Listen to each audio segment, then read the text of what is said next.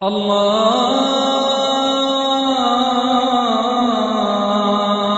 আকবার, আল্লাহু আকবার, আল্লাহু আকবার, আল্লাহু আকবার। জাকির, আপনার মতে এই লাইলাতুল কদরের রাতকে গোপন করে রাখার কারণটা আসলে কি হতে পারে?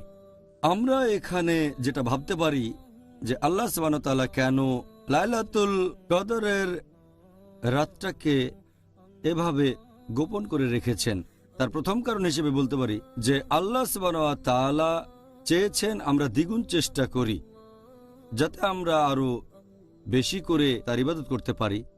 এটাই প্রধান কারণ। যদি সঠিক দিনটা জানতাম তাহলে শুধুমাত্র সেদিন ইবাদত করতাম।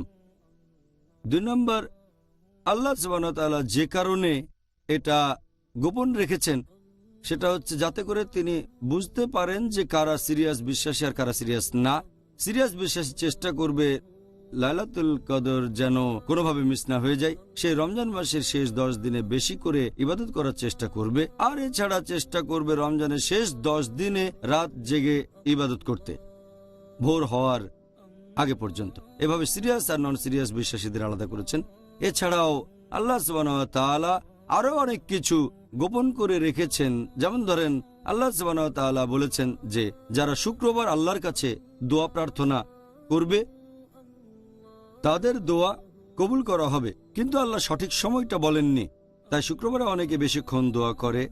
আরও একটা হাদিস আছে সহিহ বুখারীতে, খণ্ড নম্বর 3, হাদিস নাম্বার 2736।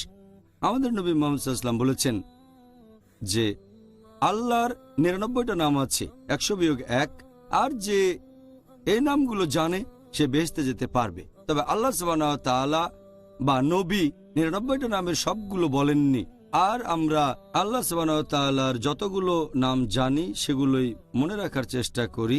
আমাদের নবী বলেননি যে আল্লাহ তাআলার সবচেয়ে মহান নাম কোনটা। এমন হলে আমরাও আল্লাহ তাআলার সবগুলো নাম বলতে পারতাম। এছাড়াও আল্লাহ সুবহানাহু ওয়া তাআলা সব আউলিয়াগণের নাম বলেননি যারা আল্লাহ সুবহানাহু ওয়া তাআলার বন্ধু। কোরআন হাদিসে কিছু নাম বলা হয়েছে, কিন্তু সবগুলো না। এমন হলে তাদের সবাইকে শ্রদ্ধা করতে পারতাম। এছাড়াও আল্লাহ সুবহানাহু ওয়া তাআলা আমাদের বলেননি কোন দিন আমরা মারা যাব। যদি আগে থেকে জানতাম 50 বছরে মারা যাব, তাহলে এখন একটু এনজয় করে নেই। 50 বছর আয়ু থাকলে শেষ কয়েক বছর অনুশোচনা করব। আমরা জানি না কখন মারা যাব, সেজন্য প্রস্তুত থাকবো যদি এখনই মারা যাই আমাদের হিসেবটা যেন পজিটিভ থাকে, আর তখন থেকে প্রস্তুত থাকব শেষ বিচারের দিনের জন্য। আমরা জানি না কখন মারা যাব, সেজন্য আমরা সব সময় ভালো কাজ করব যতটা করা সম্ভব।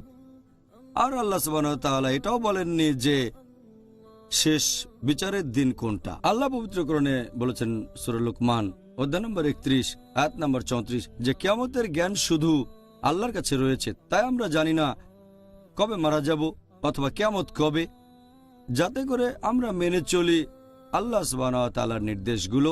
এ কারণেই আল্লাহ সুবহানাহু ওয়া তাআলা লাইলাতুল কদরের রাতটা নির্দিষ্ট করে আমাদের বলেননি। আচ্ছা ডক্টর, তাহলে কারণটা জানা হলো। আল্লাহু আল্লাহু আল্লাহ।